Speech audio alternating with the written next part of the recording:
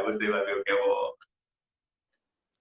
O pior não é isso. O pior é quando você vai, depois que ele pega no sono, aí tem um ninhozinho, né? Você vai coloca ele no Sim. ninho. Aí tem um mosquiteiro que você pode colocar para que o mosquito não pique. Só que você fica com medo de botar o mosquiteiro para o menino não acordar. Aí é melhor vigiar mosquito mesmo. Eu sei o que é isso, meu velho. Tá chegando algumas pessoas aí, já estão chegando nossos irmãos. Que bom, né, Andrezão?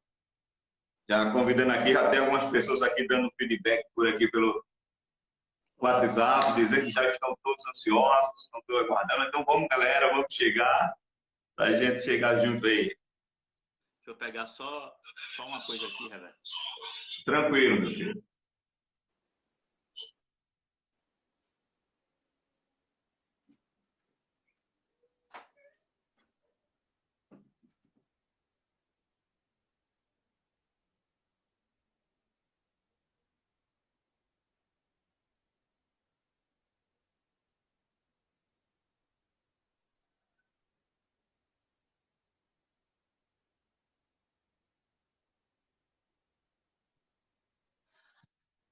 Guga, você está falando comigo ou com o pastor André?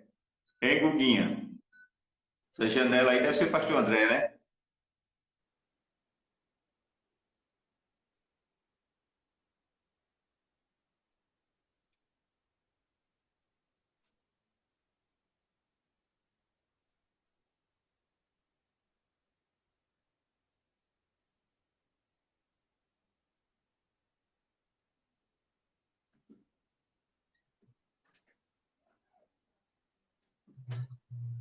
Samuel Suprino, meu irmão Samuel, seja bem-vindo. Ah, agora deu tudo certo, né, Guga? Era Guga, pastor, estava trocando feedback aqui conosco, mas acho que já deu tudo certo aí, já deu um ok. É, Pronto, está tudo tranquilo agora. é o do pastor André o quê, Guga? Qual é o problema comigo? Já está perseguindo meu pastor? Qual é o problema comigo, meu irmão?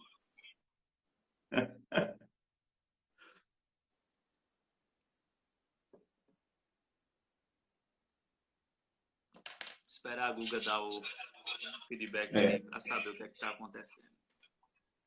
Samuel tá aí já. Samuel é o cara. Samuel é assíduo. Isso aí não tem condição, não. A janela, não é, Guga? Tá. Ah, tá. É o sol na minha cara. Uma coisa é Oxe, certa, Gustavo conhece bem a casa, já sabe onde fica até a janela, porque eu imaginei, pensei que era uma iluminação própria aí, que você estava com artificial que você estava fazendo, meu pastor. iluminação do espírito, natural. Deixa eu Glória a resolver, Deus. deixa eu resolver essa iluminação aqui. Tranquilo, meu pastor, vai lá. É, Samuel, nós temos que aprender muito com você, meu irmão. E quando se trata de camisa 10, é que a gente tem que aprender muito, é craque. Cida, tá sem som, Cida, aí deve ser um problema no seu celular, viu, Cida Braga? Porque nós estamos aqui, eu estou ouvindo o pastor André, ele está me ouvindo muito bem, eu vi mais irmãos também. Dê uma olhadinha no seu som aí. Bom, se tu tiver sem som, nem vai me ouvir, né? Acho que agora deu uma melhorada, né? Deu, André. Ficou bem mais legal agora. Show. Tá bonito. Esperar só mais um pouquinho para a gente começar. Tranquilo, meu pastor.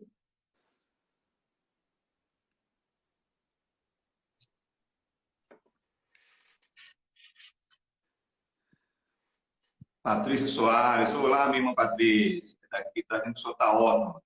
Está tudo tranquilo. Diácono Alexandre, Esse é diferenciado, viu? esse é. Tem que respeitar. Meus abraços aqui para o Diácono Nilton e sua esposa Márcia, sua filha Vitória, já estão conectados aqui. Vamos acordar os demais, Márcia. Na verdade, a aula na prática mesmo, no tempo, começa às 10h30, não é, pastor? Exatamente. Né? Vamos esperar que os mas irmãos... o culto mesmo começa às 10. Rapaz, porque a gente tem que estar mais cedo em casa, agora tem pra gente ir mesmo, vamos começar mais cedo. É.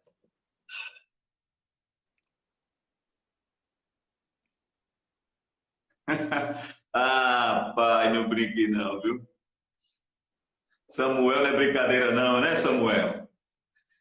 Você é meu camisa 10, viu, pastor? Olha lá. Diácono Ei. Luan, Diácono Luan, uma bênção. Esse aí é o meu irmão Daqui a Luan. pouco vai ficar umas noites sem dormir, viu? Pois é, Luan, estamos orando também, meu velho, para dar tudo certo aí, para você experimentar o que é uma noite sem dormir, como é bom. Luan, o Spurgeon do século XXI. É, parece, viu? Rapaz, não brinque não.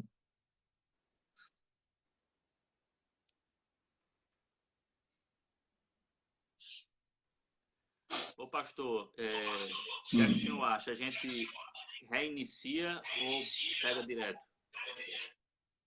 André, perceba, seria para nós começarmos, nós estamos aqui mais ou menos com 6, 7 minutos, Dá né? tempo, né? Dá tempo. E até porque eu acho que, se caso necessário for alguma conclusão, a gente reiniciar depois, porque o pessoal já está todo conectado, Ah, tá né? certo. É mais fácil eles aguardarem um segundo enquanto é aquele momento só de transição aí, Ok, né? ok. Do Insta. Esperar aí.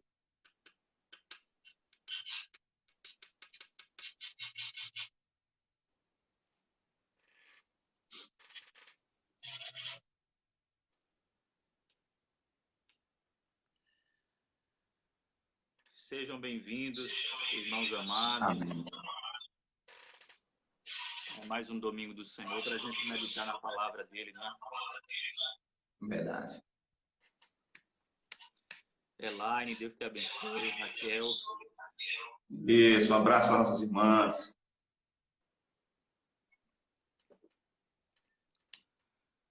nosso abraço para as mães, não é?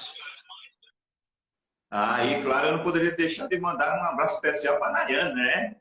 Mãe de primeira, que Deus abençoe, que essa série que se inicia agora de 10 seja uma série abençoada. Começou bem, começou com o Andrezinho, né? Os outros 9 é mamata. Se quiser 11, fecha o time de futebol, mas tem que jogar também, né? Vai ser um time de futebol mesmo. Glória a Deus. Então, um cheiro aí para a Nayane, transmito para ela nossos sentimentos de gratidão pela vida dela, por Deus ter abençoado o ventre dela, né? E aí tá Andrezinho. E você, o beijo é bonito, viu? A beleza da mãe, a simpatia do Puxou pai. o pai, rapaz. Puxou o pai. Tô com pena da mãe, porque só tem um risquinho da mãe, que são os olhos. Mas tá bom. E aquele cabelo moicano? Foi o pai. A nossa diversão, né? Mas viu? Olha aí, Raquel Mendonça chegando por aí. Seja bem-vindo, minha irmã. Nosso irmão Milson. Aí tá certo.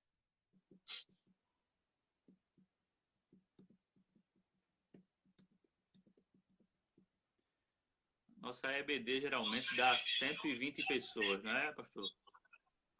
Pois é, rapaz, vamos esperar, tá pertinho, falta só 100. Vamos acordar aí, crente.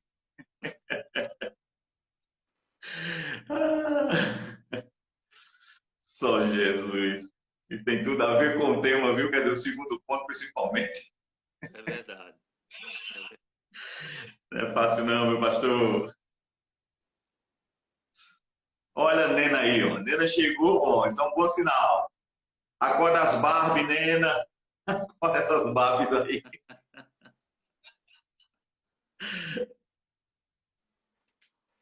É verdade, Samuel. É isso mesmo, Samuel. Acho que as escolas estão tudo em recesso, os irmãos estão achando que a EBD também tá. Tá não, irmão. Não é recesso não. Ana Sim, Paula. Andrezinho tá ali com o Nayane, tá mamando. Só vive mamando agora. É uma maravilha. Tá certo, Andrezinho.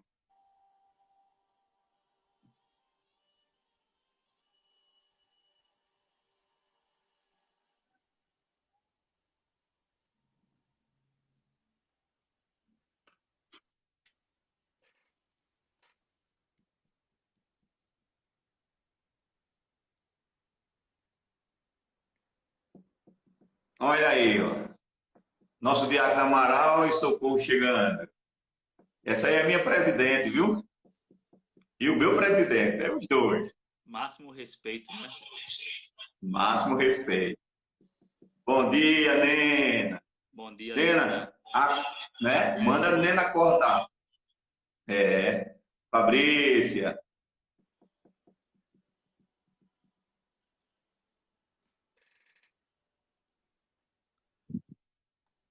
Quando chegar em 20, a gente começa, não é, pastor?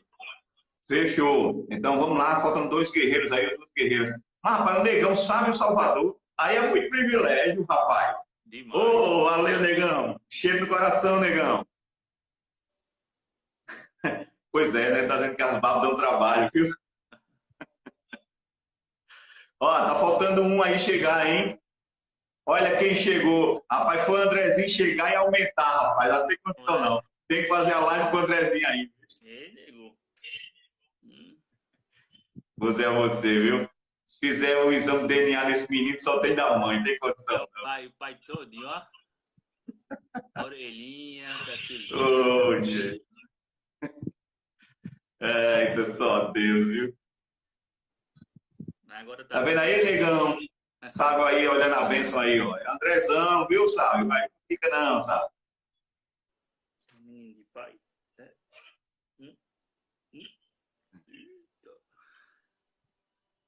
Você é um pastorzão. Rapaz, eu acho que o Andrezinho tem que ficar aí na live, bicho. Tem condição, não. Tem que ficar, Deixa ele aí. Vou deixar ele aqui. Não.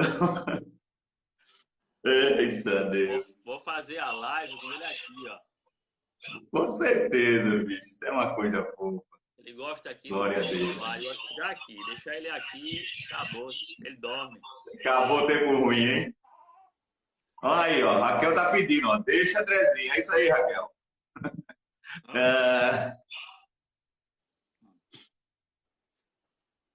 Olha aí, minha irmã Lúcia. Cheio no coração, Lúcia.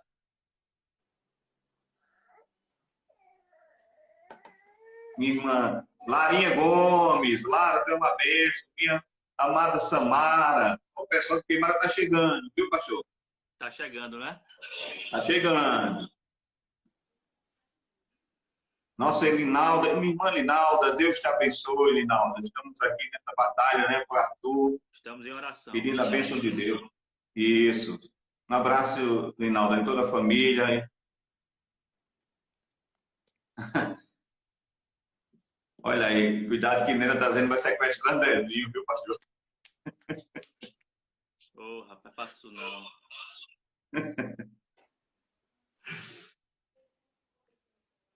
Vamos começar, pastor?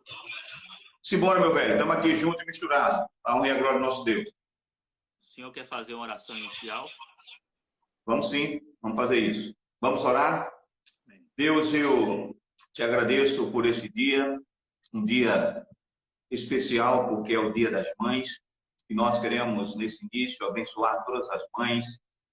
Deus, e pedir a tua bênção sobre, ó Deus, aqueles que nesta manhã estão nessa live, e que possamos, no decorrer deste estudo, aprendermos acerca das tuas verdades, porque nós somos a tua igreja, e a nossa única fonte de regra e fé é a tua palavra.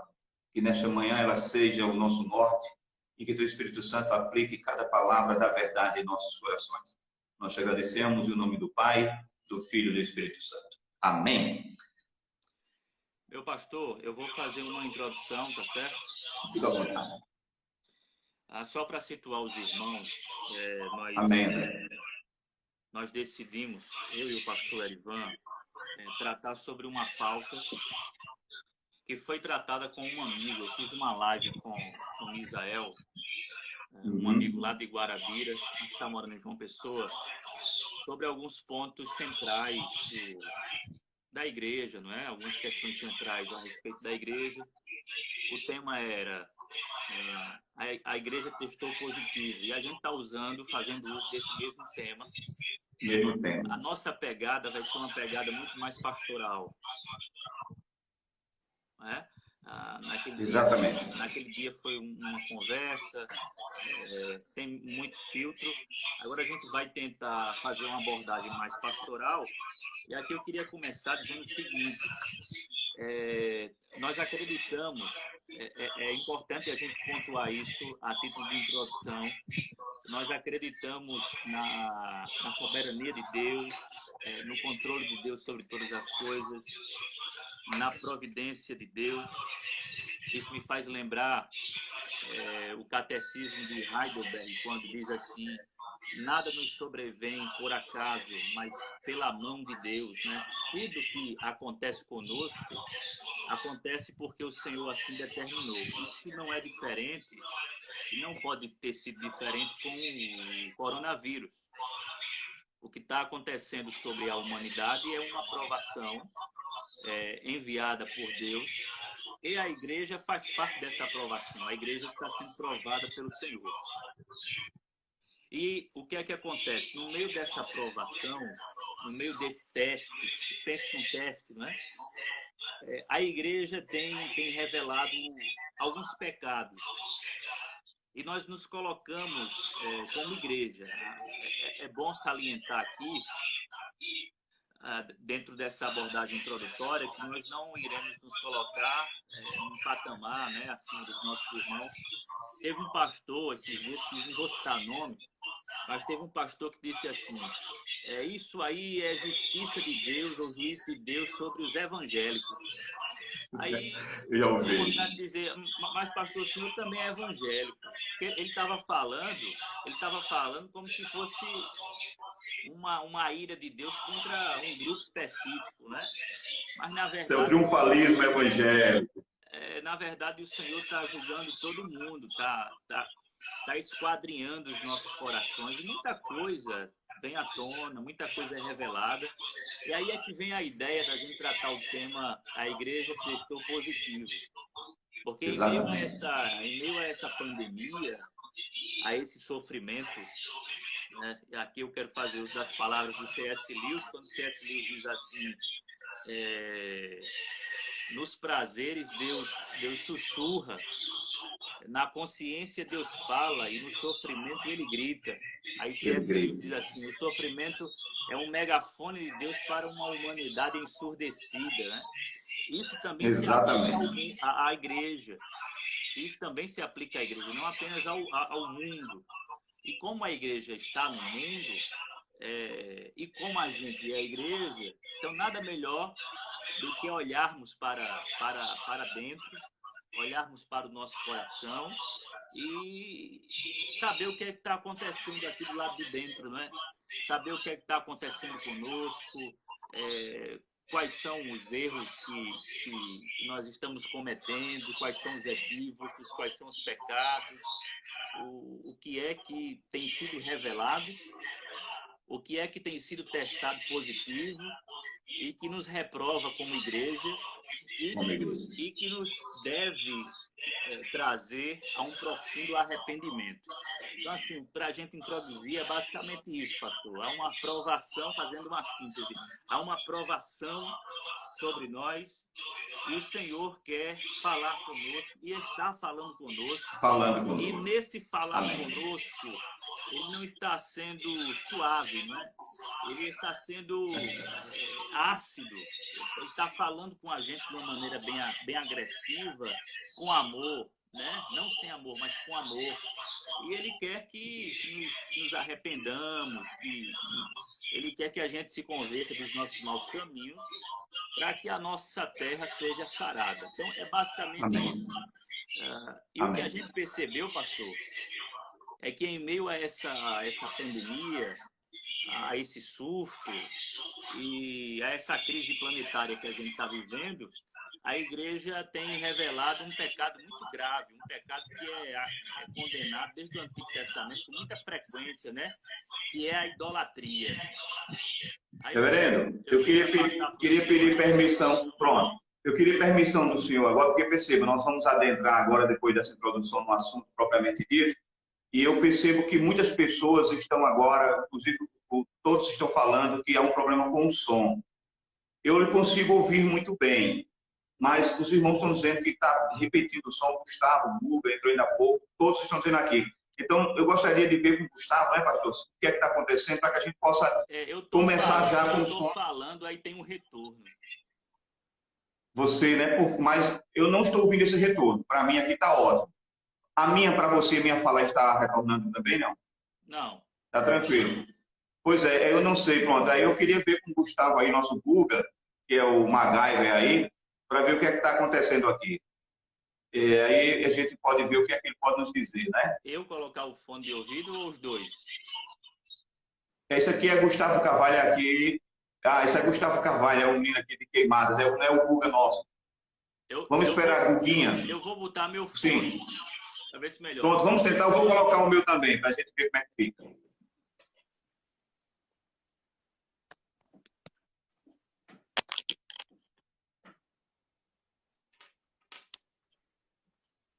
Bom.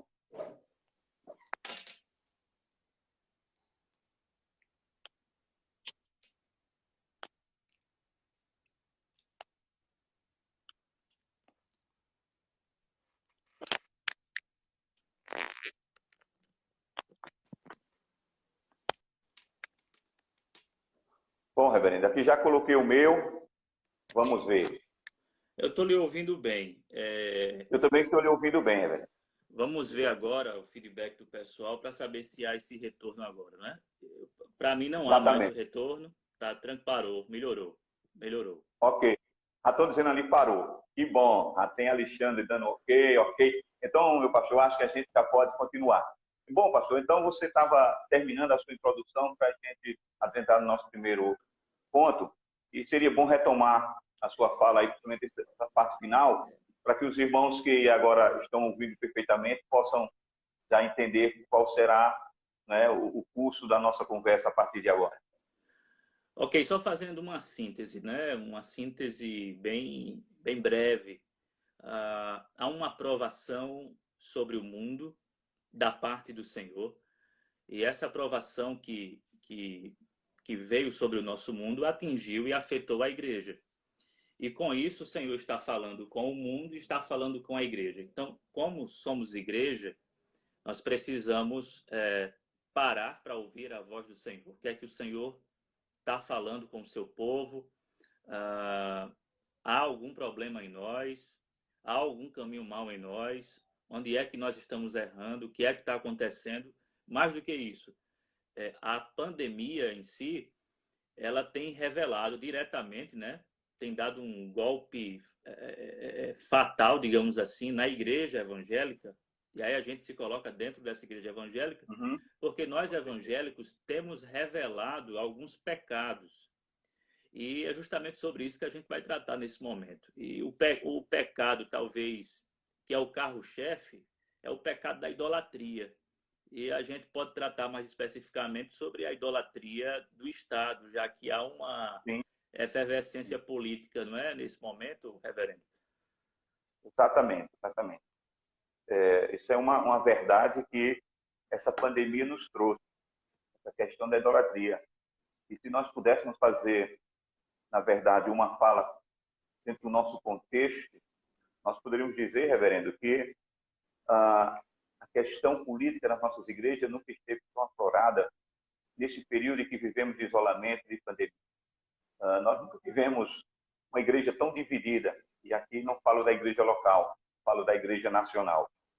Hoje, nós temos uma divisão muito grande. Há um grupo que se diz esquerda, outro que se diz direita. E no meio fica a igreja sofrendo. Por isso que eu gosto de falar sobre o que Calvino escreveu a respeito da política, porque Calvino vai dizer que a função da política é fazer com que as leis dos homens se aproximem da lei de Deus. E nós não estamos vendo isso. E realmente essa idolatria que está acontecendo dentro desse âmbito, né, de igreja, dessas escolhas, né, que são escolhas partidárias, vai nos trazer justamente o entendimento de que a igreja está se perdendo nesse caminho. Porque nós entendemos, na verdade, que a igreja ela não pode, de fato, né, envolver-se nisso, porque ela é apolítica. Né? Ela não pode ser apolítica, ela tem que ser apartidária. mas o que eu percebo é que ela está deixando de ser apolítica e está sendo partidária. E quando isso acontece, reverendo, na verdade a gente percebe os frutos dentro da própria igreja. Então, realmente, eu acho que essa pandemia nos trouxe essa ideia de que talvez, e aqui eu vou vestir uma carapuça, para mim, como pastor, precisemos educar mais a nossa igreja no que diz respeito a questões políticas, nessa ideia de que a função da política é fazer com que a lei dos homens se aproxime da lei de Deus. Para que a gente trabalhe essa questão, porque não tem como não entendermos que a igreja tem que ser, de fato, uma igreja política, né? E só para passar agora para o meu amado pastor fazer considerações, pastor, Paul Freston, né? Paul Freston, ele escreveu um livro onde o título é Religião e Política, onde ele vai dizer: religião e política, sim. Igreja e Estado, não. Eu acho que é isso que está faltando, né? Porque, na verdade, é justamente essa. Religião e política se mistura. Agora, igreja e Estado, não. E talvez esteja faltando esse entendimento. Nós estamos, na verdade, misturando igreja e Estado, quando deveríamos estar ligando religião à política, porque isso é verdade. Jesus Cristo enfrentou os partidos políticos da sua época, os fariseus, saduceus, herodianos, zelotes, essênios, estavam lá. A igreja sempre esteve envolvida. Nós olharmos para a história da reforma, o pai da igreja, sempre esse contexto. Não é verdade, meu pastor? Isso, pastor. Muito boa a sua colocação, a sua palavra. E, de fato, a política, pelo menos no nosso contexto e no nosso momento, tem sido o nosso bezerro de ouro, né? Penso eu. Tem sido bezerro Verdade. de ouro. A gente, Moisés ficou lá, né? Usando essa figura do Antigo Testamento. Moisés não vai voltar. Vamos fazer um bezerro de ouro aqui para a gente adorar. Infelizmente, isso se aplica tanto à situação como à oposição, né? Falando no âmbito geral, há uma confiança de muitos cristãos no governo, como se o governo fosse uma instituição messiânica, né? Salvadora, libertadora. Em contrapartida, aqueles que são contra o governo também revelam a mesma coisa. É como que, trocando o governo, a gente muda o destino do nosso país. Quando, na verdade, quem está no controle do destino do nosso país é o nosso Deus, é o Senhor dos Exércitos, né? É aquele que está sentado num alto e sublime trono. Então, assim, uma palavra pastoral para a igreja primeiro, não entre em guerra com relação à política. Não há essa necessidade. A gente não precisa abraçar causas, né, que não são causas essencialmente evangélicas. Né? A gente não precisa abraçar essas causas de militância, né, de luta Verdade. política, partidária. Não há essa necessidade. Então, assim, uma palavra pastoral para os irmãos, né? Não entrem nessas discussões. Não é aquela história de que política e religião não se discute. Não, tem que se discutir. Uma coisa é o que a gente está fazendo aqui, né? Exatamente. A gente pode discutir política, mas o problema é quando isso vira uma beligerância, uma guerra. A gente percebe, especialmente nas redes sociais, um espírito bastante bélico, né? Irmãos aí virtualmente se pegando, um acusando o outro. É muito complicado isso. E é triste, porque a gente vê a igreja participando disso, né? É muito triste. Então, assim, um conselho pastoral aos irmãos: não se envolvam dessa forma, né? Eu acho que a melhor maneira de se envolver com a política nesse momento é se colocando de joelhos na presença de Deus. É o que Paulo diz a Timóteo, né? Sobre orar pelas autoridades. O desejo de Deus é que todos os homens sejam salvos, diz o apóstolo Paulo. Quando ele fala isso, ele está falando que, olha, Deus deseja também alcançar os líderes, né? As grandes autoridades. Então, assim, oremos para que o Senhor abençoe e faça prosperar, né? De alguma forma. A gente está no Brasil, né? Então a gente tem que aceitar algumas coisas, outras coisas, é claro, a gente protesta, a gente tem o nosso direito de protestar também, mas a gente ora para que as coisas deem certo, para que. Porque o que tem de torcedor, né? Torcendo para que tudo dê errado, aí a gente já faz uma crítica ao outro lado lá, que não suporta o governo atual. Aí torce para que tudo dê errado, porque é como se dando errado houvesse uma mudança, e havendo uma mudança, aí a gente está salvo, a gente está melhor. Enfim, É verdade. é uma visão binária, né? Exata, Onde se enxerga direita e esquerda, e aí cada um com a sua perspectiva idolátrica, né? Quem é de direita olha assim e diz, não, a salvação está aqui. Quem é de esquerda olha e diz, não, a salvação está a aqui. salvação está conosco. É complicado. Então, assim, a gente acaba tropeçando naquilo que é básico do Evangelho. A salvação vem do Senhor. Exatamente, reverendo. Exatamente. E o maior problema que a gente vê em estudo, reverendo, é que nós somos tentados a procurar os extremos. E é isso que nós temos visto, não somente na questão política relacionada à igreja. Mas antes eu mandar um abraço aqui, sabe quem acabou de chegar? O nosso Ococum, reverendo Salvador Pereira. Um grande Ah, beijo para a Ferinha, para Salvador. Isso daqui a gente tem que parar qualquer questão e exatamente. dizer beijo, reverendo Salvador. Mas retomando, reverendo André, na verdade, os extremos são perigosos. Perceba, nós estamos vivendo esses extremos dentro dessa visão que o senhor ainda há pouco mostrou. Alguém torce para que o governo dê certo por uma questão partidária, não é política, porque se fosse política, ele queria que todos que ali estivessem dessem certo. E quando eu vejo isso, a gente começa a nos indagar a respeito, não é? De qual seria a solução para isso. Eu entendo, e aqui eu vou citar mais uma vez Paul Preston, ele disse que a solução para os problemas políticos é sempre política. A solução para a má política é a boa política. E para a má espiritualidade, a boa espiritualidade. Ou seja, não precisamos fugir para o outro campo, porque o Deus bíblico está em todas as áreas da vida humana. E há pessoas que parece-me que separam Deus dessa área. Então os Sim, extremos aí ficam perigosos. Alguém usa e diz, política não é coisa para a igreja, política não é coisa para cristão. Cristão não pode se envolver com política, porque na mente dele, ele está falando política, mas a mente está processando politicagem. Todos os erros, aquilo que acontece no meio político, as roubalheiras. E então ele vai dizer, eu não quero ver um cristão dentro disso. Mas está esquecendo que se alguém pode, de fato, trazer alguma coisa boa para a política, é aqueles que temem ao Senhor. Porque eu acho que o temor ao Senhor é o princípio de todas as coisas. Eu já escutei muito, e eu tenho certeza que o senhor também escutou, reverendo, alguém dizer o seguinte, eu não voto no evangélico porque ele vai se corromper. Né?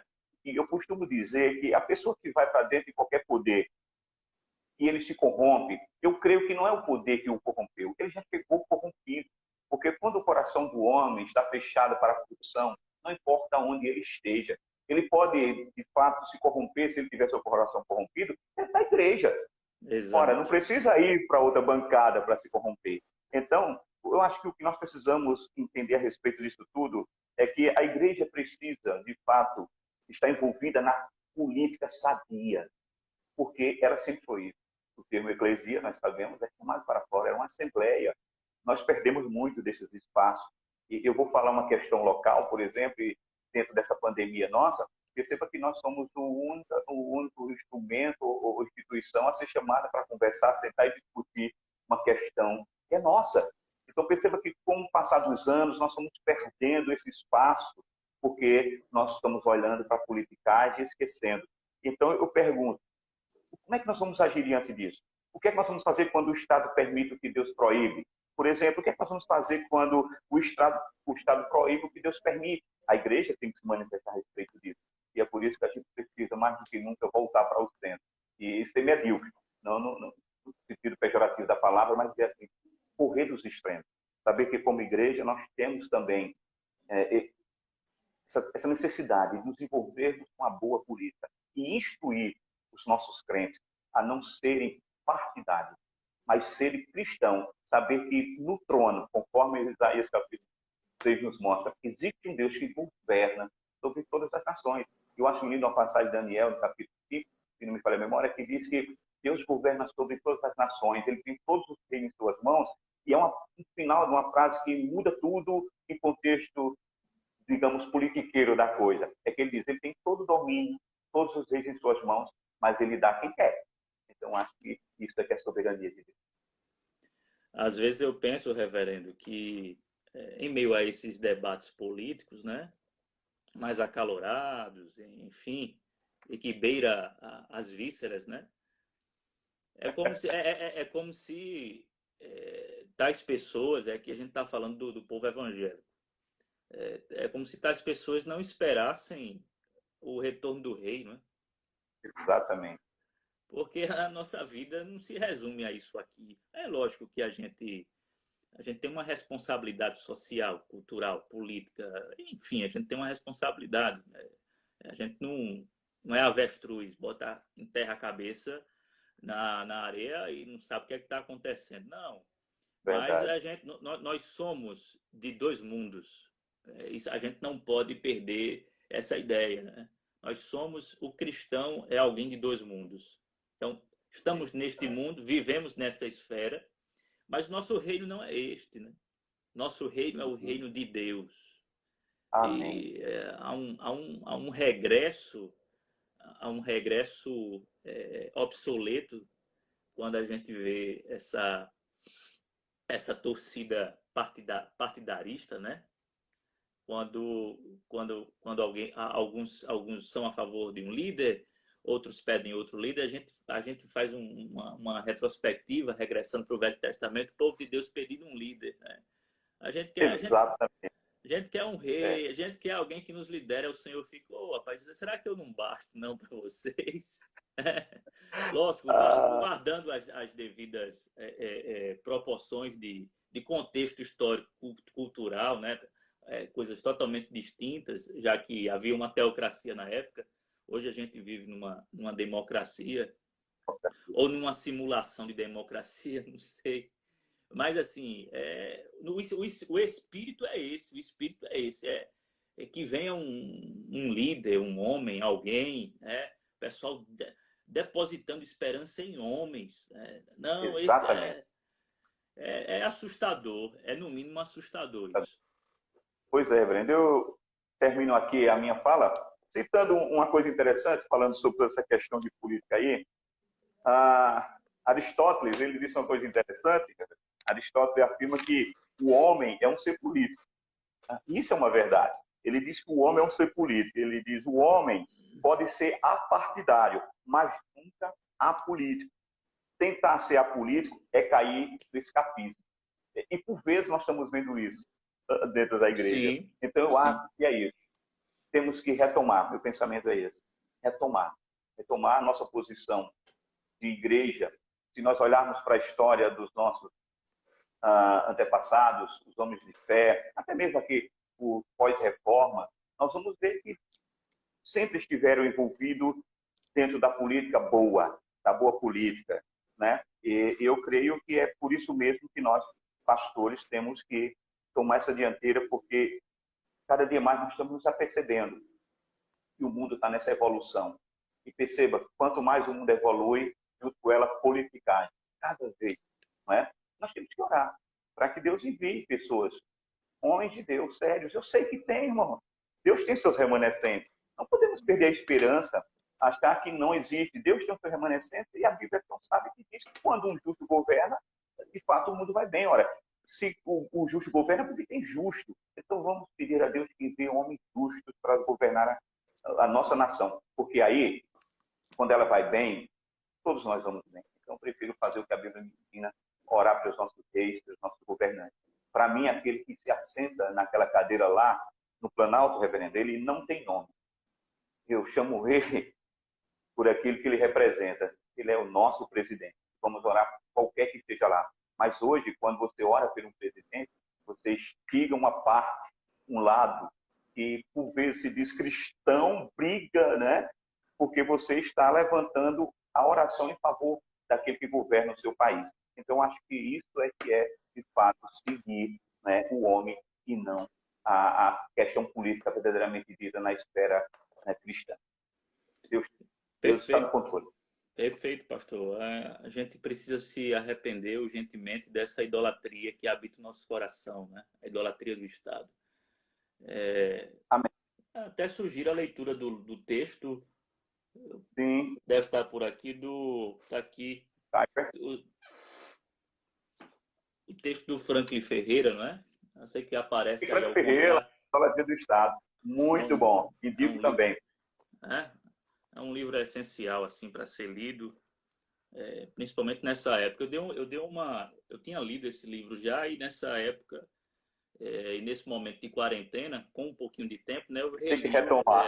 reli o livro, Retomar, é verdade.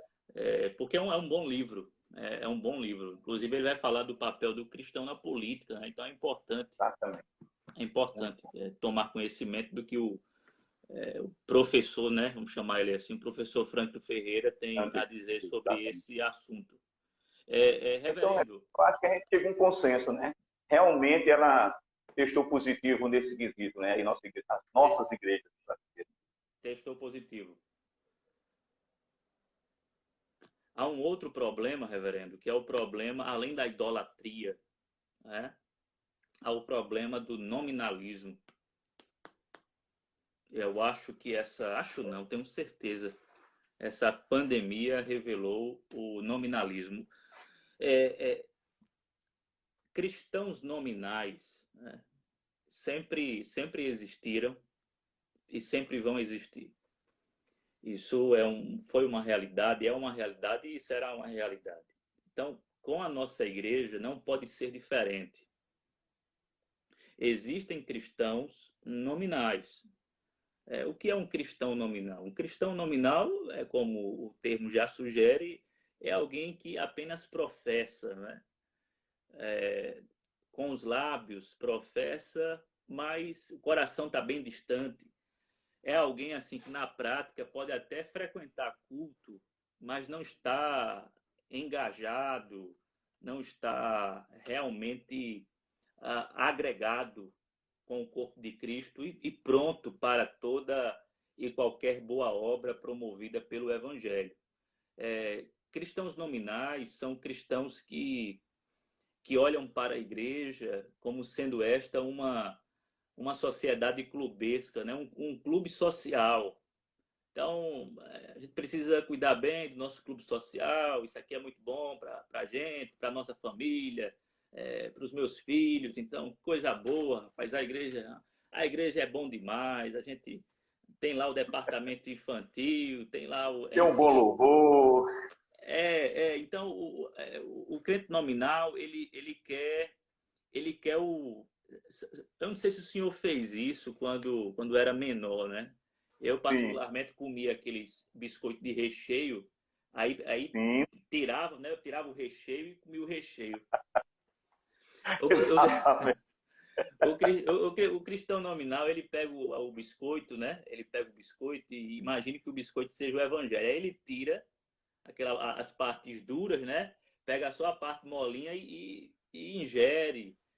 E aí ele faz uma seleção, né? Não, isso aqui não presta. Não, isso aqui também Esse não não presta. é Eu não desse jeito. quero isso. Então, É assim. o cristão nominal, ele é um ser profundamente hedonista, né? Está à procura do prazer, do bem-estar. E se tiver bom para ele, amém. Né? Se não tiver bom... essa pandemia tem revelado isso. Por quê? Porque os nossos trabalhos, apesar dos nossos cultos, isso é interessante que seja dito isso. Uhum. Apesar dos nossos cultos não estarem acontecendo, né, há suspensão de cultos em todo canto. Isso. Contudo, a igreja continua ativa, a igreja continua trabalhando, envolvida. Nós, pastores, estamos trabalhando, ou pelo menos tentando trabalhar, né? É um trabalho redobrado, porque a gente tem que fazer, às vezes, uma função por exemplo, Não estamos acostumados. o seminário não nos preparou para isso, não. Eu não tive essa cadeira. Não tive. Então, assim, isso traz um certo sofrimento, uma dose de sofrimento para a Verdade. nossa vida. E a gente tem que encarar, porque faz parte da igreja, né? Faz parte do processo do discipulado. A gente concorda com o Dietrich Bonhoeffer que a graça não é barata, a graça é custosa. Então, assim, custa caro. Como alguém já disse, né? Salvação é de graça, mas vida cristã custa caro. Mas o que é que a gente tem percebido? Que muitos cristãos estão de boa, usando uma linguagem bem comum, de boa. Não há nenhum problema. Não há problema. Acabam minimizando os efeitos, né, da pandemia. Não há nenhum problema. Tá tudo bem. Mas não está tudo bem. Não está tudo bem. É um momento, lógico, e aqui eu vou chegar na medula da questão. Né? É um momento que a gente não pode se desesperar. A gente não pode se desesperar. A gente tem a nossa esperança no Senhor Jesus. Mas a gente também não pode levar na brincadeira. É um momento de pano de saco e cinza. É um momento de humilhação. Então, a gente percebe que muitos não estão nesse jejum espiritual, nessa tristeza, nessa humilhação, porque é o Senhor que está julgando o mundo e a igreja. Então, a igreja precisa ter um coração contrito, um coração quebrantado, precisa buscar mais ao Senhor. E aí essa quarentena está sendo um divisor de águas para revelar de fato os cristãos que são cristãos, que se converteram, que passaram por um processo de conversão e que sabem, por exemplo, como é precioso o ajuntamento solene, né? Saudade de estar no templo com os irmãos. Por outro lado, você vai ver aqueles que não tá bem, a gente está ouvindo a palavra de Deus. Eu tenho muito medo, eu tenho muito receio de depois disso muitos irmãos ficarem em casa, né? Pai, a gente já tá bom, as transmissões estão ótimas, estão excelentes. Eu estou fazendo de tudo. Eu não, né? A mídia da igreja, a gente está fazendo de tudo para oferecer uma ótima qualidade. Mas é importante que os irmãos entendam que assim, é por causa da quarentena, é muito mais por causa da quarentena, né? A gente não pastoreia de maneira virtual, nosso pastoreio é íntimo, é relacional. A gente precisa ter contato com a ovelha. Mas tem ovelha que não quer ter contato com o pastor, né? Não quero que o pastor se intrometa na minha vida, que ele fique no lugar dele, eu fico no meu lugar. Tá lá. Então, esse é o cristão nominal, né? Ele está bem. Exatamente. Está tudo tranquilo com ele, meu pastor. Está tudo tranquilo. Pois é, reverendo. Eu concordo plenamente. E nós, como pastores, estamos vivendo esse período onde nós podemos fazer, de fato, essa leitura muito clara a respeito desse tópico de nominalismo. Porque ele vem acompanhado do conformismo, né? De alguns irmãos também. Exato. Na verdade, o mundo mudou. Depois dessa pandemia, nós sabemos que o mundo não vai ser o mesmo. E todas as questões, né? Política, econômica, sociais, etc. Mas ele mudou também no contexto religioso. É isso que você falou. Nós estamos aqui como pastores e líderes, esmerando, procurando, como você disse, dar a melhor qualidade das nossas transmissões, preparando tudo, cuidado. Eu tenho certeza, e eu vou dizer isso porque nós pastoreamos juntos, e eu assim divido a sua vida e como você divide a nossa, junto com o reverendo Lorinaldo, mas nós estamos, por vezes, trabalhando mais do que quando nós estamos nas nossas igrejas. Porque é o novo que vem, e o novo ele vem com uma bagagem de coisas que você precisa se adaptar. Esse momento agora, se nós falássemos nisso na sua chegada na igreja presbiteriana, que nós queríamos que ter esse momento, a gente nem imaginaria disso, estaríamos profetizando uma coisa que talvez você está maluco, isso vai chegar, chegou. E a minha preocupação, reverendo, é que com essa pandemia algumas coisas vieram à tona. As famílias estão mais reunidas, consequentemente, quanto mais reunidas, nós temos os lados bons da comunhão, mas temos todo outro problema que a pandemia traz, o desemprego, a solidão, o temor, e isso vai fazendo com que as famílias fiquem mais fragilizadas. Nós estamos fazendo muitas visitas ainda nesse período. Coloca as máscaras, coloca o gel e vamos fazer, porque o povo, alguns destes estão gritando por seu povo. E nós temos que fazer essas visitas. E algo tem me preocupado, inclusive eu fiz algumas lives, acho que duas, falando sobre essa questão de como resolver os problemas familiares que estão acontecendo dentro dessa pandemia. Porque a minha visão é, o mundo mudou, as famílias estão mudando, e muitas famílias não vão sair dessa quarentena. Casamentos vão ficar no meio dessa quarentena. Sabe? E eu estou começando a perceber que muitos cristãos nominais não voltarão para as igrejas. Nós, como pastores, vamos ter que queimar nossas pestanas no sentido figurativo para tentar trazer de volta. Porque você vai, mesmo que coloque no braço, você não pode carregá-la todo o tempo. Um dia você vai soltar. E quando solta, ela vai correr por conformismo dela. Porque hoje é assim, Reverendo. Imagina, hoje todas as igrejas, ou a sua grande maioria, estão fazendo transmissão online. Há pessoas que, por exemplo, um dia pensaram em ouvir um certo pastor e não tem condições de ouvir, mas hoje você tem a live dele à disposição, às vezes, 3, 4 vezes por semana. Então, o que acontece? Ele tem na palma da sua mão, a preço de um toque, a escolha de ouvir o reverendo André, o reverendo Erivan, ou qualquer outro, né? Porque o que ele vai procurar primeiro é a boa palavra. Ótimo. Está aqui, não vamos ser também a ponto de dizer que não temos uma boa palavra. Temos, mas ele vai procurar a melhor transmissão. Aí depois ele vai procurar alguém que ele não ouviu, porque já se acostumou com aquele que está falando. Né? Então, o que eu percebo nisso é que esses crentes nominais são justamente aqueles que já estavam dentro da nossa igreja. A verdade é que eles agora ficaram acomodados dentro da sua própria casa. E que, por vezes, quando acabar a quarentena, ele não vai ter o ânimo, o desejo de voltar com o que você falou. Ele vai dizer, eu posso ouvir o reverendo André, amo as pregações dele, mas vou ficar deitado aqui na minha cama, na minha tela de 50 polegadas, ouvindo o meu reverendo falar com um lanchinho de lado. Está tudo resolvido. Mas, na verdade, isso não é o cerne do cristão. Né? Eu parabenizo você sobre aquele tema sobre a ceia do Senhor, né? Por que não fazermos ela online? Porque ela mostrou justamente a importância de congregar. Nós somos um corpo, temos que estar unidos. Então, o que eu vejo aqui, junto com esse nominalismo, reverendo, eu sempre costumo dizer que nós estamos vendo mais do que nunca aqueles que de fato estavam na nossa igreja e que, por vezes, a gente não conseguia ver porque eles se misturavam. Agora não, eles estão bem mais à mostra. Eu costumo dizer sempre aqui na igreja que nós, como pastores, somos assim, né? Eu comparo a igreja a um self-service. Nós somos o chefe, né? Então você olha o cardápio, você olha para aquela galera que você conhece, que está lá o seu público, e você diz, eu vou preparar aqui um banquete para atingir todas aquelas pessoas. Aí você prepara o seu sermão, ou o seu banquete, colocando para aqueles que não podem comer glúten, uma comidinha com glúten, para aqueles que são veganos, uma verdurinha, aqueles que gostam de uma boa feijoada que está lá, aqueles que querem uma picanha argentina, meu pastor, é só me convidar que eu estou aí. Uma picanha argentina daquela está lá. Ou seja, o self-service está montado.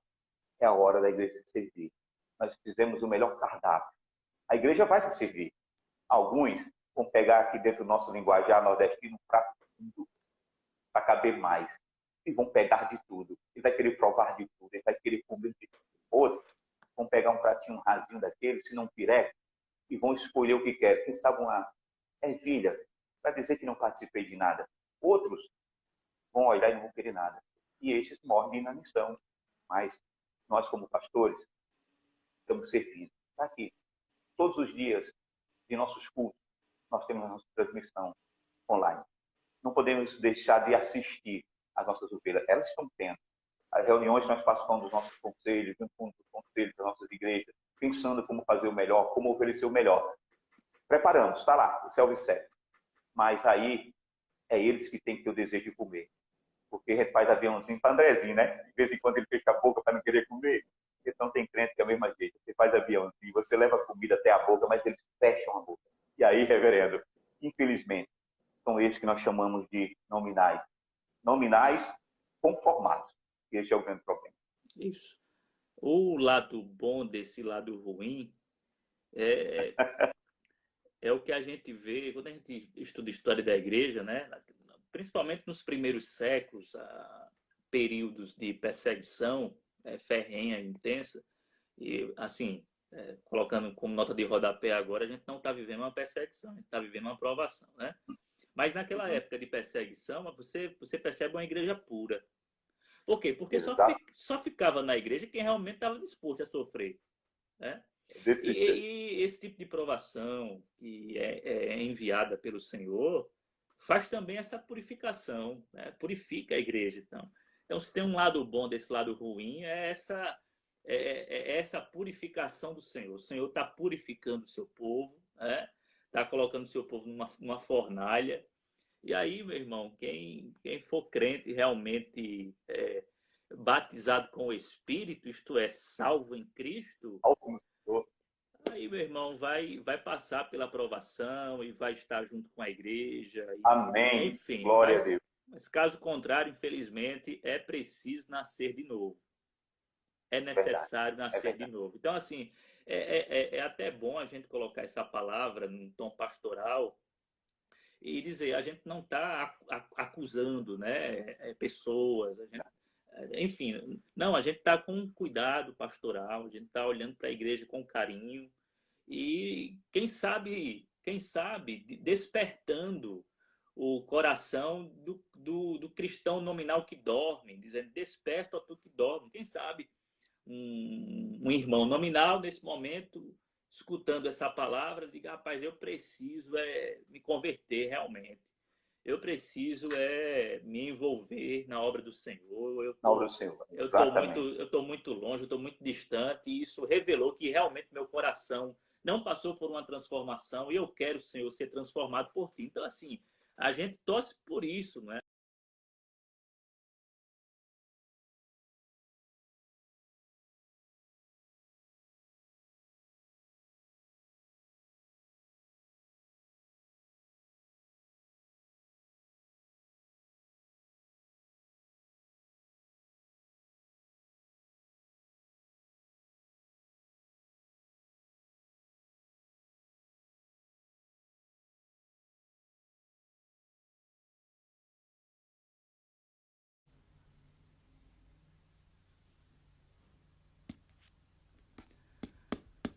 O tempo acabou, a gente volta com a nossa live, os irmãos estão entrando aí.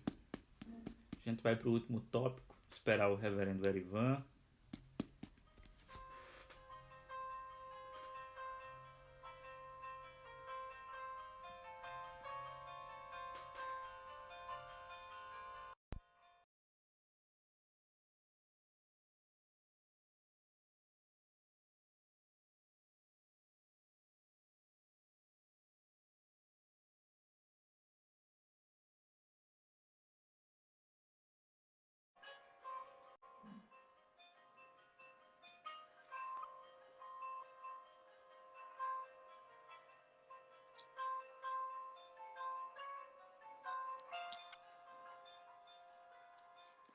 Esperando o reverendo Erivan. Envia de novo aí, que eu acho que travou aqui.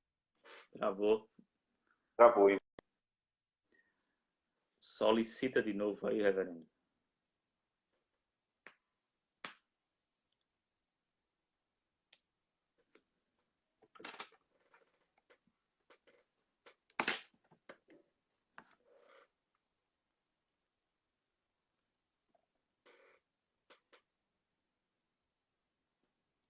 Ótimo. Aí. Chegou aí? Chegou. A imagem é que deu uma travadinha aqui para mim, mas você está me ouvindo? Foi. Deu uma travada a tua imagem, mas eu estou te ouvindo. Pronto. Vamos esperar, acho que ela vai voltar daqui a um momento, senão ficou essa imagem aí vida até que mais. Não sei o que aconteceu aqui. Deixa eu pedir socorro ao meu departamento técnico.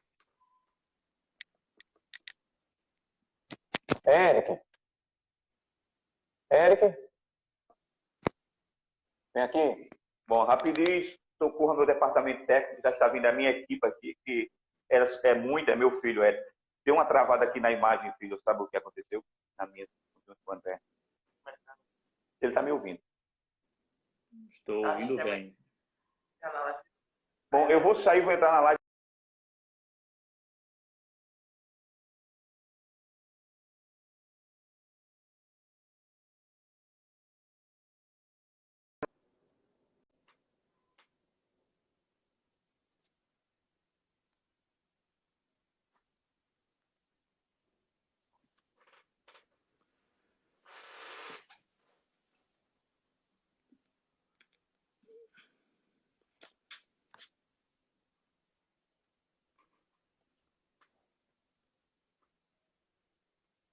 na hora que vai transmitir.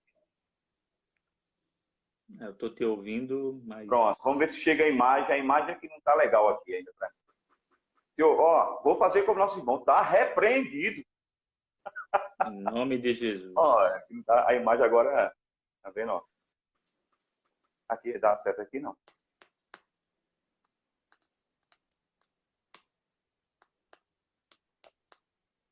Tá vendo? Agora aqui nem aparecendo tá a imagem. A imagem aparece, não é? Como é.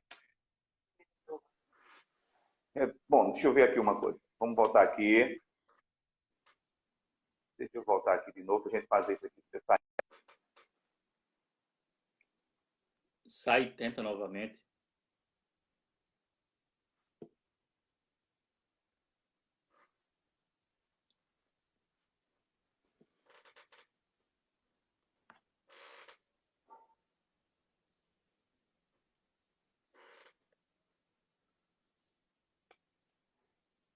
Bom, a imagem está aparecendo aqui de novo.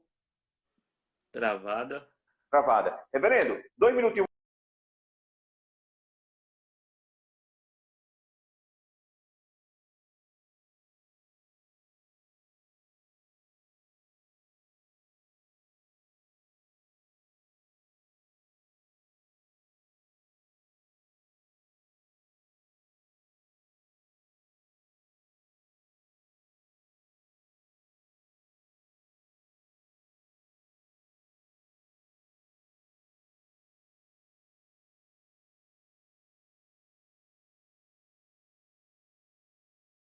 Que convença o seu coração do pecado, da justiça, do juízo. E agora a gente vai entrar no terceiro e último tópico da nossa aula, que é o fragilismo. Idolatria, nominalismo e fragilismo.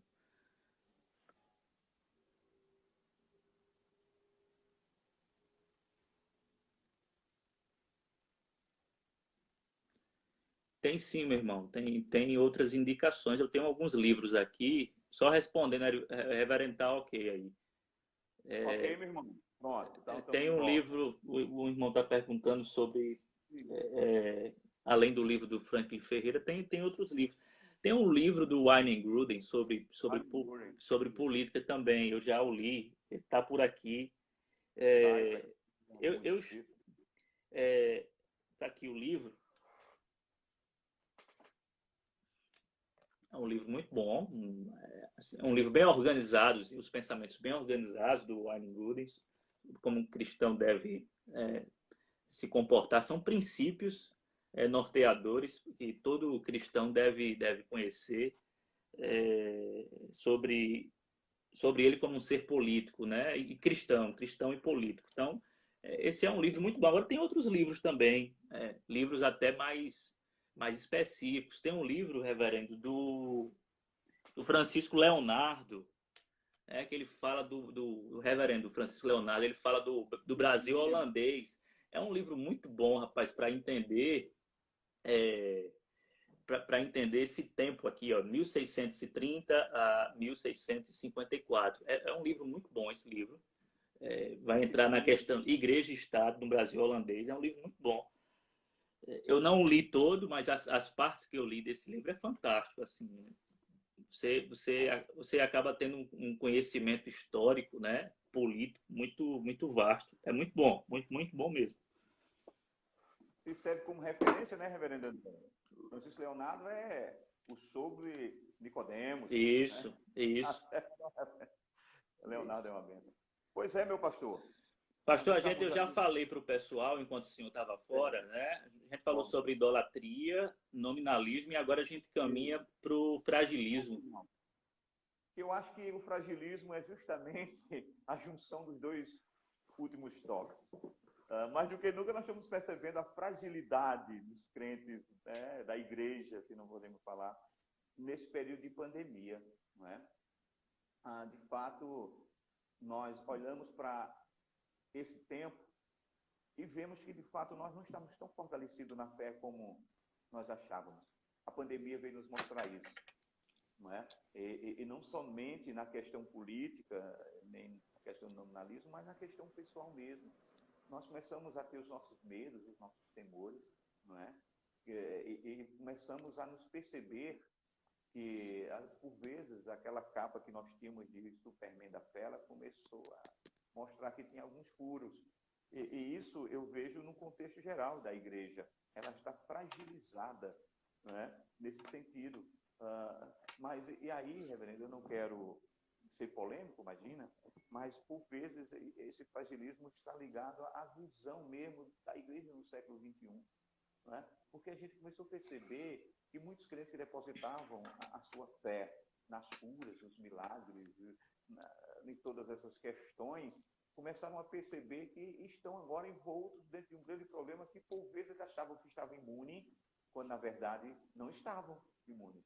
Então, eu quero deixar para você qual é o seu entendimento, de fato, acerca disso aqui, viu, reverendo? Porque, mais do que nunca, nós estamos tratando da nossa igreja quando nós tratamos de fragilismo. A igreja, quando eu digo não local, a igreja do Senhor Jesus. Reverendo, eu mais do que nunca, eu posso perceber e confirmar a importância de um bom púlpito. Porque bem, a igreja ela é guiada pela palavra, né? Reverendo, o seu som tá bom, certo? Tá bom? É porque alguém botou aqui. Foi, que tava baixinho. Deu uma baixada, mas tá bom, dá para ouvir. Voltou. O som tava um pouco baixo, né? Ok. Mas dá para ouvir. Dá para ouvir, pois não. A palavra de Deus, a palavra do Senhor, é quem nos sustenta, é o nosso guia, né? Então, assim, eu vejo mais do que nunca hoje a importância do púlpito, não somente do púlpito, mas das nossas escolas dominicais, porque é o seguinte, qual é o nosso papel fundamental como pastores, né? É equipar a igreja, é o que Paulo diz lá em Efésios. Então, a gente equipa a igreja, pastores, mestres, enfim, a gente equipa a igreja para que essa igreja esteja preparada para enfrentar o mundo. Então, quando a gente vê o fragilismo na igreja, uma espiritualidade muito frágil, a gente precisa questionar o seguinte, né? Será que o problema tá comigo? Será que eu não dei um alimento tão sólido assim para o pessoal se sustentar nessa batalha?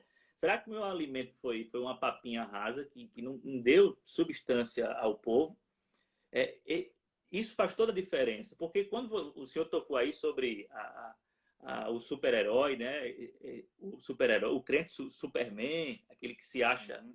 Isso é fruto, essa mentalidade é fruto de uma má teologia. É uma teologia da prosperidade, teologia da cura, teologia da confissão positiva e tal.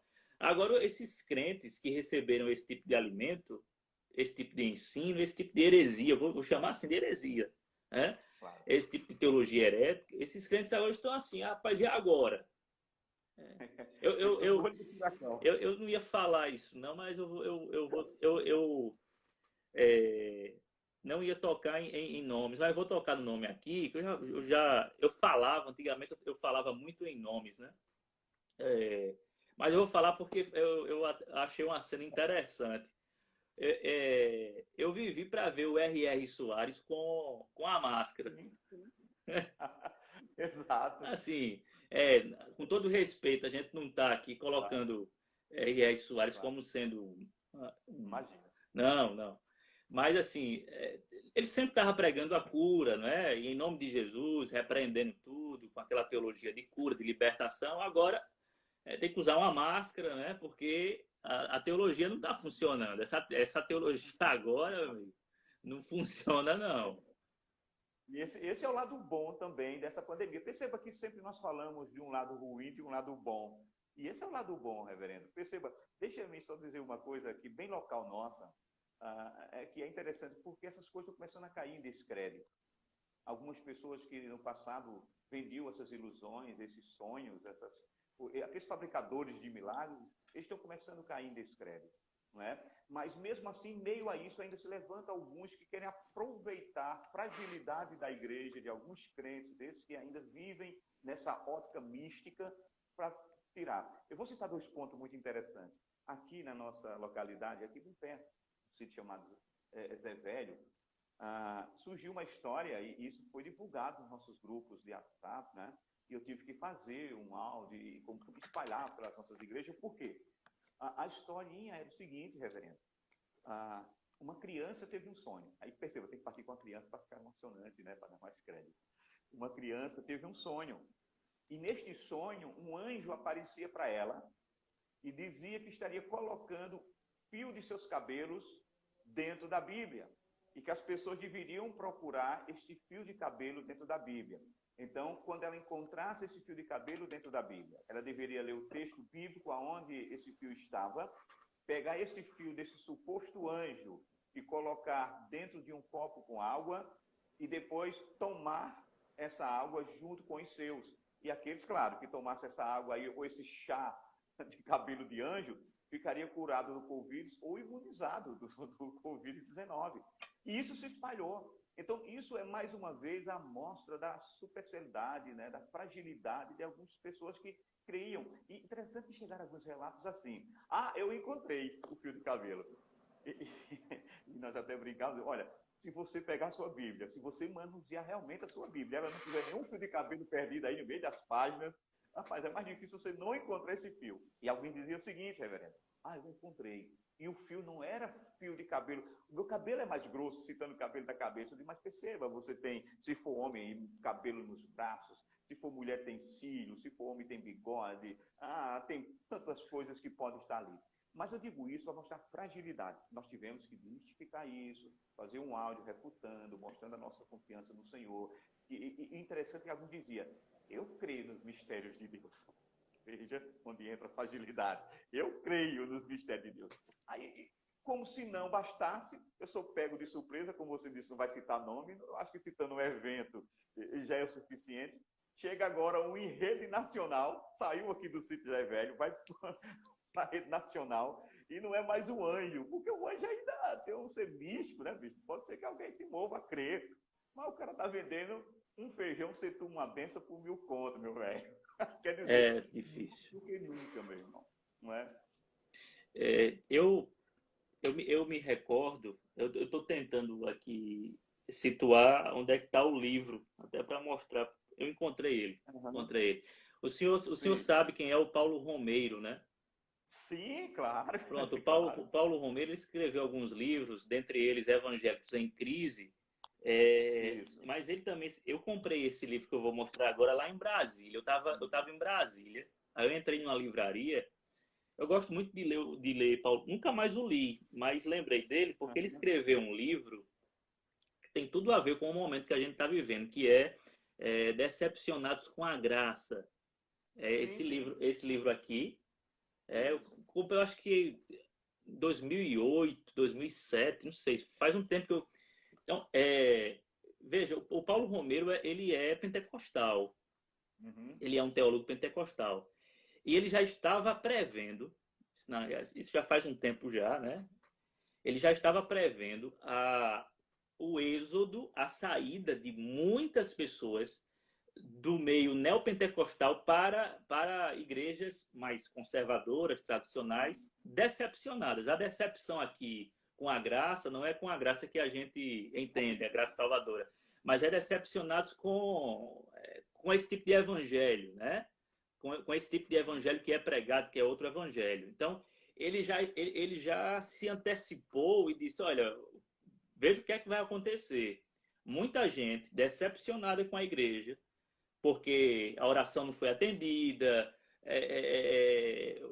o voto não funcionou.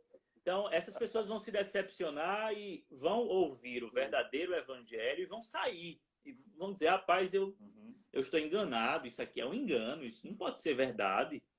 Então, como é que a gente combate uma má teologia?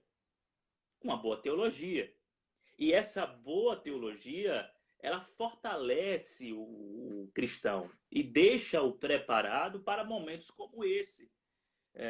Então, o fato de nós pregarmos uma teologia do sofrimento, o discipulado, que seguir a Cristo não é fácil, que seguir a Cristo custa caro, custa a sua vida, custa a rejeição. Eu estou lendo o Bonhoeffer, Discipulado, e ele fala, olha, sofrimento equivale à rejeição. Jesus deixa muito claro, o Filho do Homem vai ser rejeitado, por várias vezes rejeitado. Então, assim, os crentes, muitos não estão preparados para a rejeição, né? Querem a aceitação, querem ser aceitos. Então, assim, há uma fragilidade. A nossa geração, eu me coloco no meio dessa geração, a nossa geração é muito Nutella, não é, pastor? Nutella. Não suporta muita coisa. É verdade. Qualquer coisa se quebra, é muito frágil mesmo. Muito frágil. Eu não estou falando, a gente não está falando aqui, é importante deixar claro, a gente não está falando aqui daquelas pessoas que sofrem de algum problema emocional. Essas pessoas. Claro. Isso aí é outra coisa, né? Tem gente que tem depressão, tem transtorno de ansiedade, uma série. E isso aí é uma outra situação. A gente está falando daqueles que não têm nenhum problema, mas que por qualquer motivo, por qualquer pressão, com qualquer coisa, chuta o pau da barraca, vai embora, não aguenta. Por quê? Porque não recebeu o tutano do evangelho. Ou então foi enganado por algum falso profeta que disse, olha, a sua vida vai ser uma vida blindada contra todo mal, nenhum mal chegará à sua tenda, e de repente alguém adoece na família, morre, e a pessoa diz, rapaz, agora, meu Deus. Isso aí. Eu até pensei em fazer um slogan para nós, viu, reverendo? Pare de sofrer, venha para renascer. Senhor.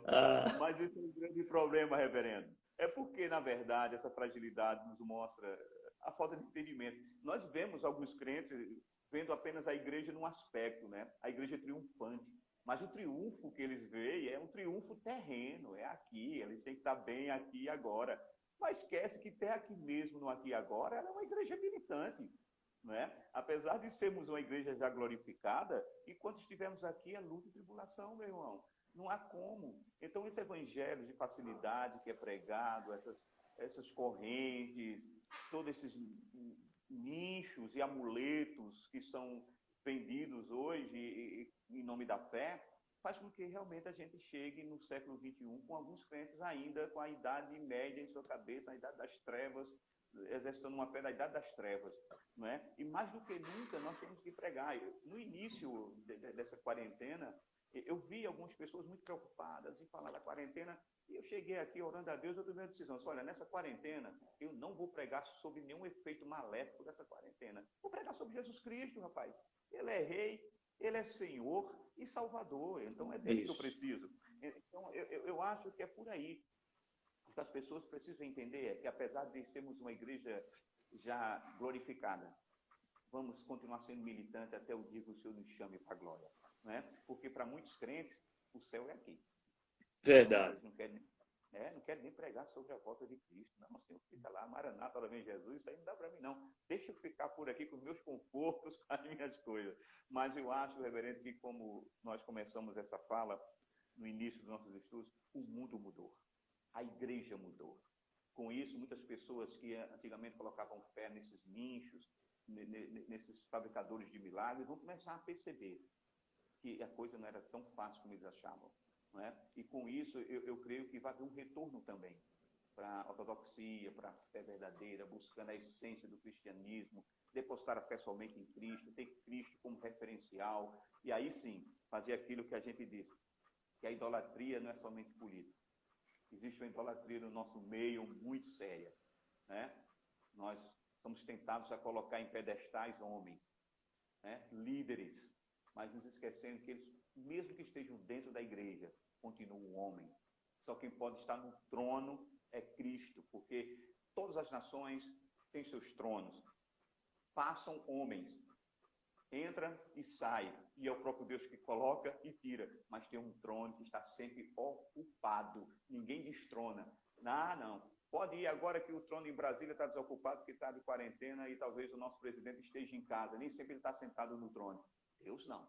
Deus está dia e noite reinando. Então, acho que esse é o caminho que a igreja tem que percorrer depois dessa quarentena. Claro, como a gente falou, muitos vão olhar para tudo isso e vai fazer, puxa, que legal. Os caras estão com a razão. Está tudo certo, mas eu vou continuar aqui. Está bom demais aqui. Um probleminha aqui no meu celular que foi a bateria.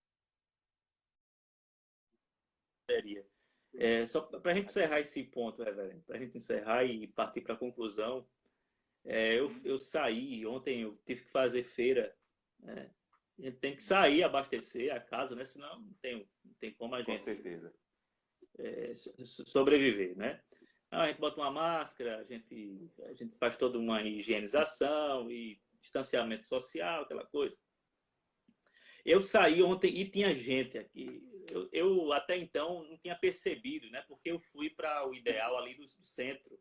Então, eu não tinha ido para a banda do centro. Eu vi muita gente ali, até na Feira Livre, né? Muita gente não respeitando alguns cuidados que a gente deve ter. Eu vi, por exemplo, pessoas assim em volta de mesas bebendo, nem aí com a situação.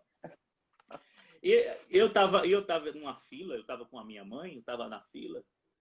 E pensando no seguinte, rapaz, tá todo mundo aqui a um passo da eternidade. Eu estava parado na fila, eu comecei a pensar, eu disse, rapaz, eu posso me contaminar, né? Tudo pode acontecer. Claro, claro. A essa altura tem crente que está dizendo, está repreendido em nome de Jesus. Mas veja bem, pode acontecer, e pode acontecer de nem morrer disso, o cara tropeça ali, bate a cabeça e morre. A gente está a um passo da eternidade. Nós cristãos estamos a uma polegada da eternidade e do paraíso. Glória a Deus. Então, é essa esperança que habita o nosso coração e que não nos leva ao desespero, ao medo, a esse fragilismo. Não. A gente está vivendo aqui, a gente quer viver até o dia que o Senhor determinou para a gente viver. Vamos viver, vamos nos alegrar, vamos lutar pela vida, pelo bem, vamos, acima de tudo, propagar o Evangelho. Mas, meu amigo, estar com o Senhor é infinitamente melhor, é incomparável. A gente está iniciando agora uma série, a gente iniciou domingo, uma série sobre esperança. Então, até quero aproveitar os irmãos que estão aqui. Olha, todo domingo, no mês de maio, a gente vai estar abordando esse tema, esperança, no pico da fé. Escolhemos alguns textos, selecionamos alguns textos e vamos falar sobre esperança. Então, assim, somos moldados pela esperança, né? A mola propulsora da nossa vida, da nossa caminhada, é a esperança cristã. Então, temos essa esperança, a gente tem os cuidados, a gente tem que ter os cuidados, tem os medos, os nossos medos que são normais, que são até são reações naturais da nossa defesa, são defesas naturais. Mas a gente precisa entender o seguinte, nossa vida é do Senhor, pertence ao Senhor. Amém. Amém. A gente não vai viver aqui para sempre, não. A vida é assim, ó.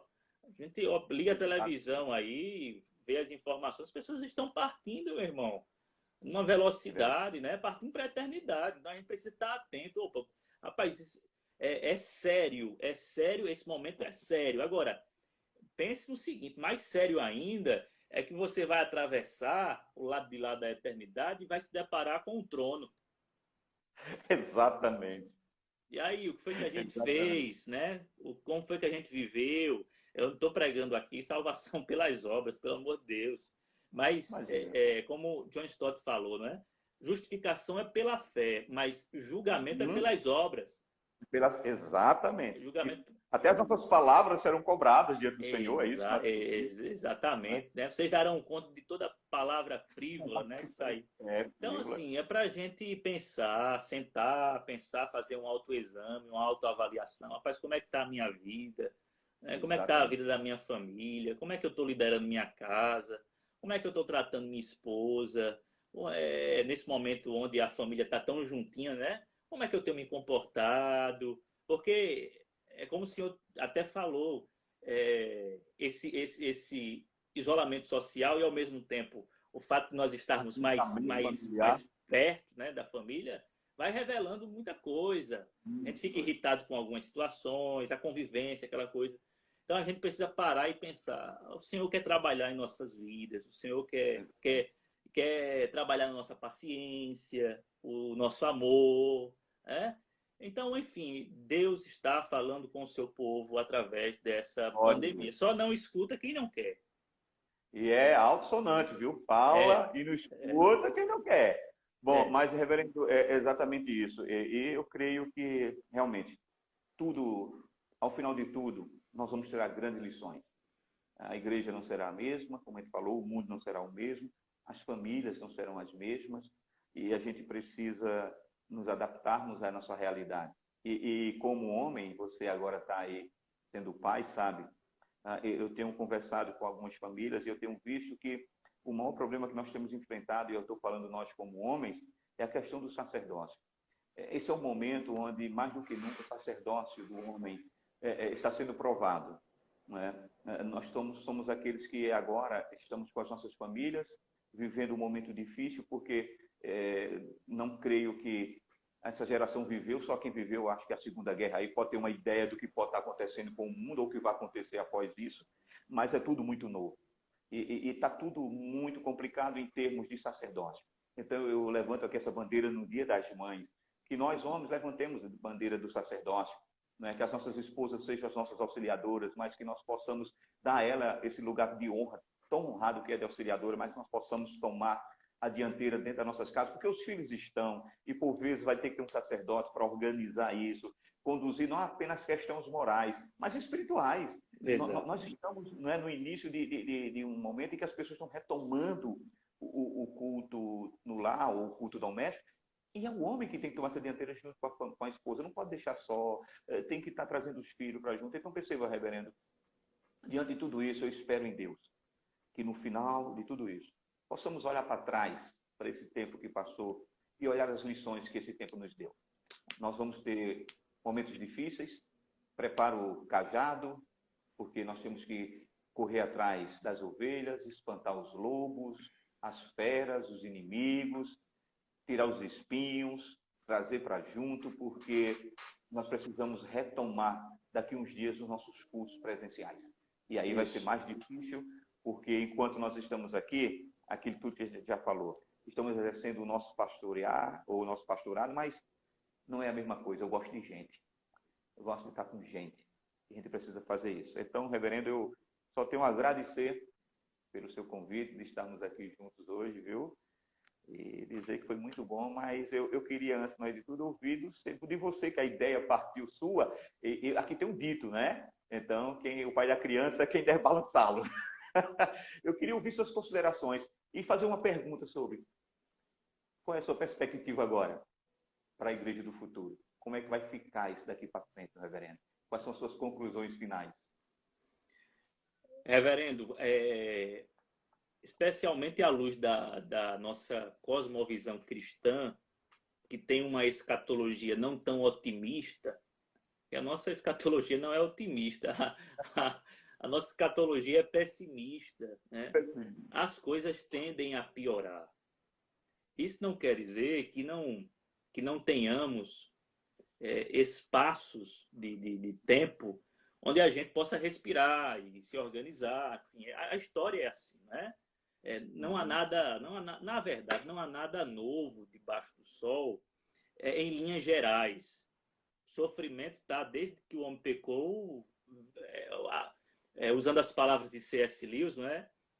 A história da humanidade é um registro de crimes, guerras, doenças, epidemias, com apenas uma pitada de felicidade para dar, enquanto dura, um desejo agoniado de perdê-la. É assim que funciona. Então, assim, eu olho para o futuro, não muito otimista, mas eu olho e vejo, não, são dias difíceis. E quando a gente fica na expectativa do retorno de Cristo, a tendência é que as coisas comecem a estreitar. que as coisas comecem a ficar mais difíceis, especialmente para o povo de Deus. Mas, ao mesmo tempo, já que os tempos estão ficando mais difíceis, significa dizer que o nosso rei está às portas. Então, isso é motivo de alegria para nós que somos igreja. A noiva deve estar ansiosa, né? A noiva deve estar ansiosa. A criação está sentindo dores de parto, está sofrendo. O que significa? Significa que o bebê vai nascer. Né? Significa que o reino de Deus, que ainda não chegou em sua totalidade, vai chegar. Então, essa é a minha esperança, essa é a minha expectativa, olhando para o futuro. O mal vai tentar, o nosso inimigo, o nosso adversário, juntamente com o mundo, vai tentar minar a nossa fé, a gente vai sofrer, mas somos a igreja triunfante. Vamos triunfar no final das contas, né? Então, eu quero deixar essa palavra de ânimo para a igreja, em meio ao sofrimento, ânimo. Tenha ânimo. Amém. Coisa boa. Então, a gente pode dizer, reverendo, que no final de tudo vai ter bodas. Vai ter bodas. Né? O mais importante é isso. Né? E quando alguém nos escuta falar sobre nossa teologia, vai dizer, puxa, esses caras estão fazendo um terror aí teológico. Mas, na verdade, não é nada disso. Na verdade, isso é o que a Bíblia nos diz. Nós vemos todas essas coisas e aí nós temos os grupos extremistas novamente. Alguém vai olhar para esse tempo e dizer, Jesus já está sentado na nuvem e vai já descer. Outros vão dizer, não, isso é mais um acontecimento. Na verdade, a gente vê tudo como aquilo que a Bíblia nos revela. É o início, né? O início daquilo que, de fato, já está acontecendo desde a cruz do Calvário, que é esperar a volta do nosso Cristo. E sabe, queira Deus, reverendo. Queira Deus que sejamos nós a geração que escute o chamado do Senhor. Queira Deus. Não é? Então, o que nós temos que fazer é colocar isso em mente e tirar todo o temor. Porque, na verdade, tudo isso aqui, todos esses inícios de dores, e alguém até me chamou, dando só aqui um parênteses, atenção, me mandaram vários vídeos, não sei se chegou para o pastor, mas deve ter chegado. Pastor, olha, Jesus vai voltar. Não tem condição não, o coronavírus nem terminou, já estão voltando agora vespas gigantes que vão matar homens com as suas picadas, e mandaram uns vídeos, aquelas coisas todas. Então, puxa, legal. O importante disso tudo é que o fim, o noivo já está lá. A noiva vai passar alguns percalços, algumas lutas, mas no fim a festa já está preparada, o banquete já está pronto. É glória, então que Amém. Assim seja. E por isso nós não tememos em cantar Ora Vem, Senhor Jesus. Maranata. Exato. Maranata. Exato. Amém. Essa é a nossa esperança. Espero que seja de todos os irmãos que estamos escutando. Enfim, nós estamos com essa esperança. Essa é a única esperança, não há outra, né? O que passar disso é utopia, não tem outra coisa. A nossa firme esperança é as bodas do Cordeiro. Isso está reservado para a gente e é para sempre. Amém. Reverendo, valeu. Muito bom estar com você. Foi uma experiência legal, como diz, tudo muito novo. Até desculpa aí aos irmãos se por algum momento, você se eu atropelei alguma fala, alguma coisa, mas é tudo muito novo. Tem essa questão de ainda estarmos nos adaptando a isso, mas quem sabe isso vai ser uma coisa que vai ficar nessa pandemia. Exato, exato. E foi muito bom, Reverendo, foi muito bom. Acho que os irmãos gostaram. Acho que essa modalidade de estar dialogando é bem melhor, porque numa live, né, a gente gosta de retorno, né? Então, assim, ter um outro na tela é muito bom.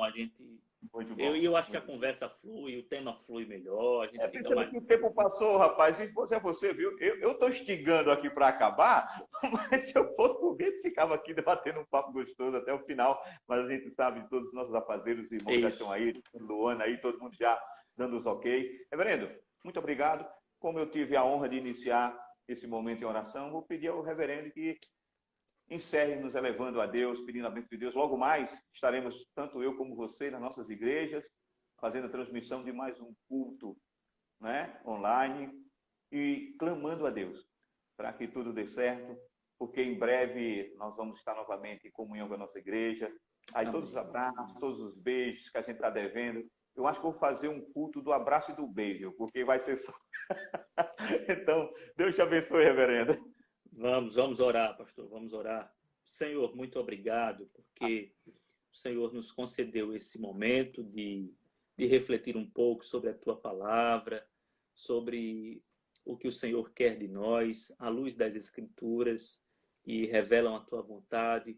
Obrigado pelo reverendo Erivan, que se dispôs a estar conversando sobre esses assuntos tão pertinentes e importantes à tua igreja.